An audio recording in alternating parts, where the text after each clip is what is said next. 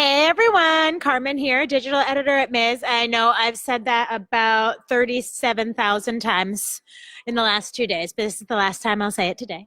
I am here with Sarah Colome, who is the director of the Women's Resources Center at the University of Illinois in Urbana-Champaign. I did it. I got it right.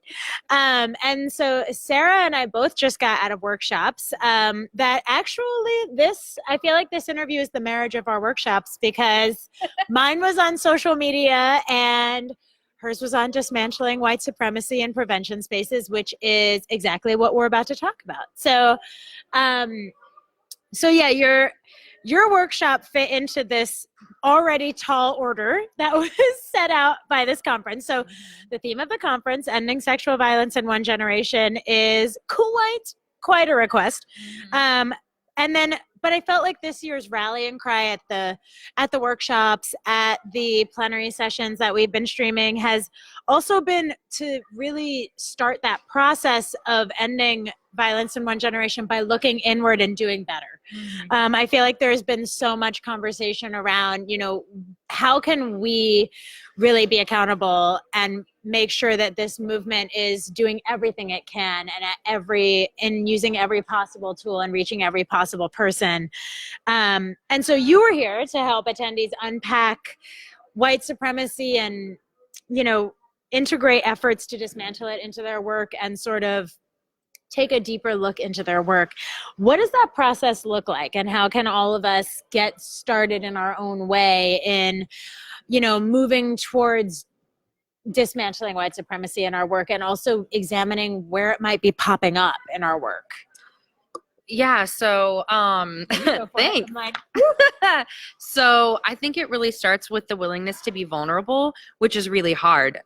These characteristics, so the whole workshop is centered around this article, which is derived out of several people's great work. It's called White Supremacy Culture, and it's these characteristics and habits that show up, like the unconscious and the subtle things that we don't think about, things like perfectionism and paternalism and worship of the written word, things that often get coined as professional, which can actually end up disrupting this striving that we have towards ending sexual violence. And we know that the same causes of sexual violence are intrinsically tied to the cause of racism and transphobia and all of these other social issues. So thinking about how we are subtly doing these things and how that's just as problematic as the really overt instances of racism. So I've been really lucky to have a lot of folks in my life who are willing to have difficult conversations with me and be in community with me around that. So I think it's about being very open and willing to see where we might be messing up and not sit in that, but recognize it and then take whatever needs to be done to be accountable and then move forward and really try to shift how organizationally we're lifting up problematic cultural norms. Awesome. And that actually, this is not one of the questions I had written down, but it just made me think of it in terms of, I think that a lot of times we get really defensive when we get called out. And I also think that there's a huge difference between calling out and calling in. And so what would your advice be to sort of activists and advocates who are hoping to reach out to people that they know are doing work in good faith? Because I think there's such a huge difference between saying, I'm calling you out because you are a person who perpetuates these systems knowingly, and, I trust that you don't have good faith here. But there's also that time where you want to say, like, hey, like I have enough good faith in you to know that this was not your intent, but I want to let you know where you went wrong.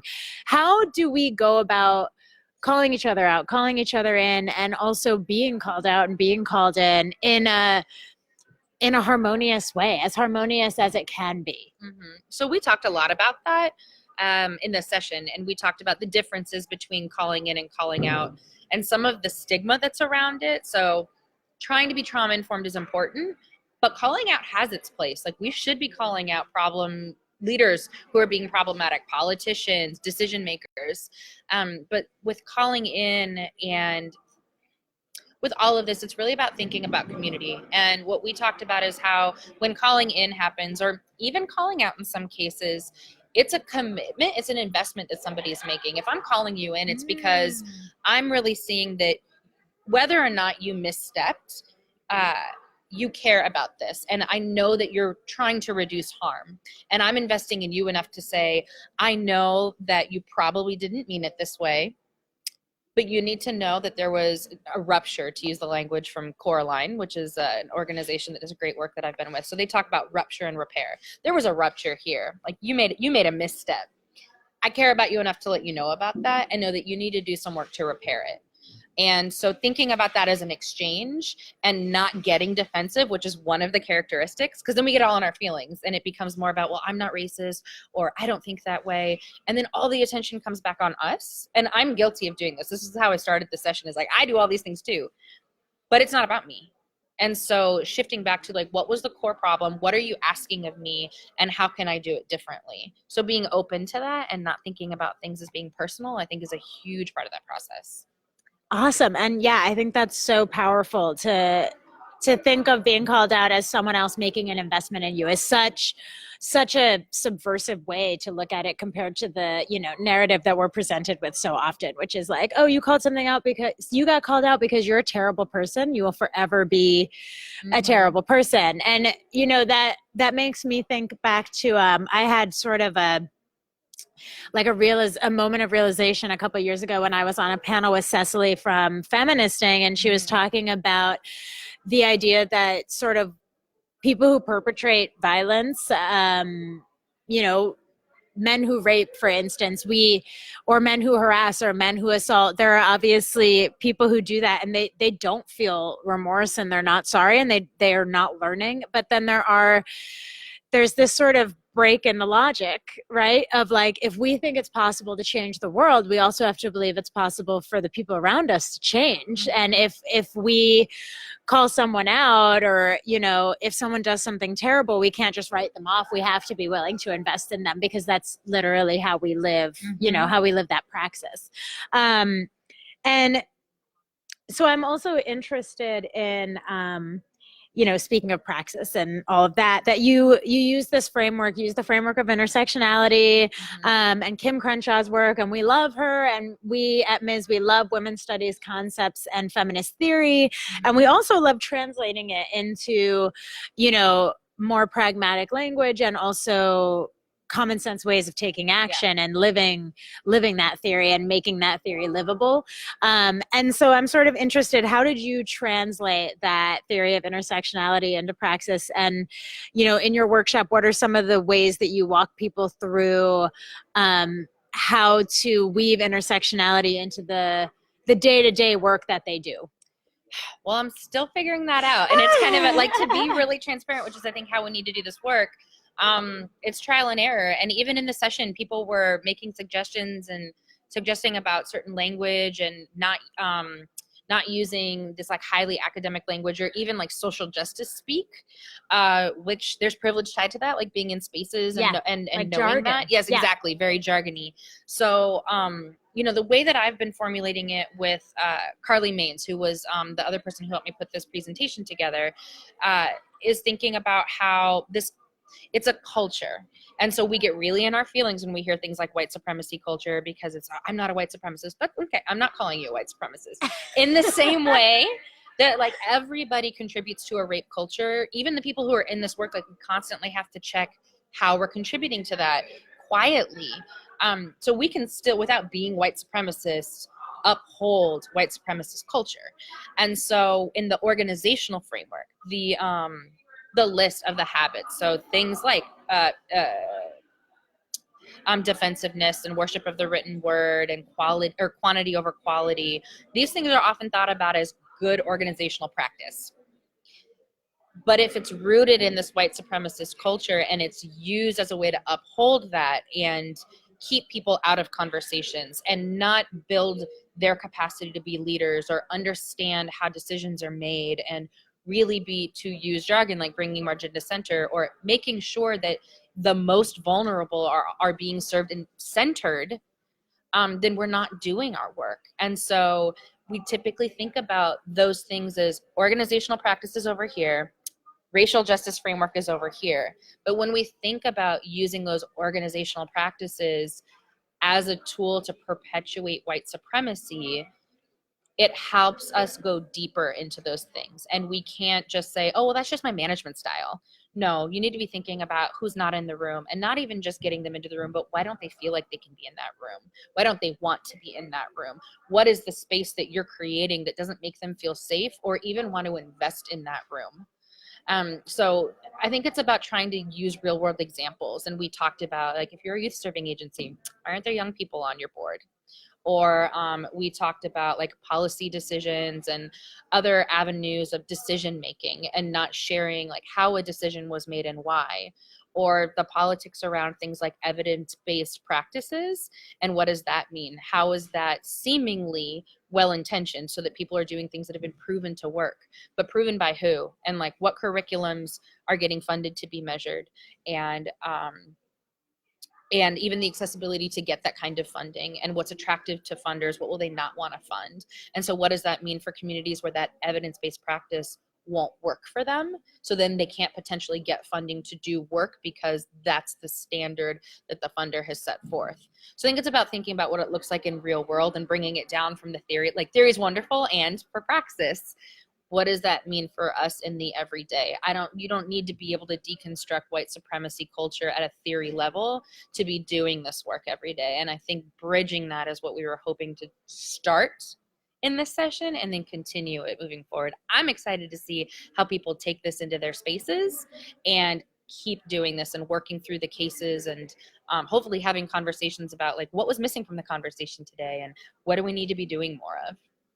Awesome. Well, and you wrote about it in a piece for Ms. that was posted today. It's on the blog, msmagazine.com/blog. And you cited some examples of like organizational statements and such that have come out in the midst of, the Me Too movement and the political climate that we're in right now. What are some examples of organizations that you think have sort of stepped up to the plate and maybe could serve as models for people who are wondering, like, where does my organization's journey towards being really active agents of change in racial justice start? Like, who do you think is maybe someone, not that you would put them on a pedestal, but someone you would like to shout out for doing the work and maybe walking that walk? Mm-hmm. Oh, there's so many people. I mean, I think at the root of it, like, this work needs to be centered in women of color and marginalized women of color. They're the ones who have been doing this work since the start and who often don't get the praise. Like, there's a reason, like, I have privileges to be able to even do this and be white appearing in that. But there's a lot of people who have been doing this that are the reason I can do this. I would say, so Peace Over Violence in California, in Los Angeles, is a really great organization that tries to look at intersectionality and show up for lots of marginalized, underserved, underrepresented communities, and whether or not it logically always on paper can look like, oh, this is tied to this grant, but we know that this risk factor contributes to this, and justice here is tied to liberation over there, and sees that intersection. I also think about a lot of the powerful women of color organizations, so Black Women's Blueprint, Insight Women of Color. These are the places that have been doing this work. And I would also just shout out to the people who are willing to even have these conversations. The places that are willing to be vulnerable and say we need to do better are good places to start. I have a friend who is associated with Planned Parenthood, and I know that one of their large city locations knew that they needed to do better, and brought in somebody, this is in New York City, brought in somebody to really look at how they weren't showing up for racial justice in their work. And they were very honest about that, and they knew it was going to be hard. And so it takes that vulnerability, but it's happening. So look at the people who are willing to have hard conversations and not pretend that they're always doing things perfectly. Those are the people you want to be having conversations with, and always taking the lead of women of color. Awesome. And so how do we make sure that we know that women of color disproportionately suffer from sexual violence, and yet so often our efforts have left them behind, or at the end of the day, they're not at the table, or, they haven't been involved in or given the chance to be involved in, taking leadership. sort of being at the front, how, in the most basic ways, you know, I feel like you cited a lot of those common examples of, well, no one showed up to the meeting, or, you know, and so what are some ways that folks who might hear themselves saying that, well, no one showed up, I can't find them, you know, those sorts of people aren't in this community, how would you encourage them to go about sort of locating the leaders in those communities and bringing them to the table? Like, what does that process look like? I think it can look a lot of ways, and it depends on the community. The first thing is not assuming that they owe you that information. And I've been guilty of that in cases too. Like, Google's a magical thing. Go read is what I always say people to start. But also, like, talk to the people who you know are doing this well. And there are also folks out there who are willing to do some of that emotional labor. So look up who tends to be brought in for these kinds of things. It's also important to go to people, not ask them to come to you. There's a lot of really good reasons why folks might not be comfortable in your space. And it may not necessarily be your leadership. It could be the physical location. It could be the makeup of the room. I remember when I worked with Break the Cycle and we had to host conferences in a lot of spaces, we would be really conscious of the buildings, because depending on the security out front, like, that can feel very policing for folks. And we know that certain people are targeted and marginalized by, like, security teams and things like that, and viewed as threats when they actually aren't criminalized. So we would think about, like, how are people even going to have to be able to walk into the space to be able to access it? So I would say going to them, doing your own work first, not assuming entitlement to answers, and asking honest questions, and being open to hearing, like, I don't want to talk to you about that, and keep trying. Really being open to learning and hearing hard truths. There's people out there that are happy to have those conversations that are hungry to. And the answer may not be what we want to hear. It might not be an easy fix. So being ready to do the hard work, I think, is also important. Awesome. And so my last question is the question I've been asking everyone, which is, the theme of the conference is bold moves. And so I've just been sort of trying to get everyone to tell me what their next bold move is. So what is your next bold move? What are you going to do after you get home from this conference to sort of keep this going and keep it going even harder, better, faster, stronger than before? Okay, got it. So I love that you're asking that, because now I'm going to be held accountable to it, because I'm saying it online. There is a group of us at the University of Illinois who have, there's a training that they do for faculty and staff.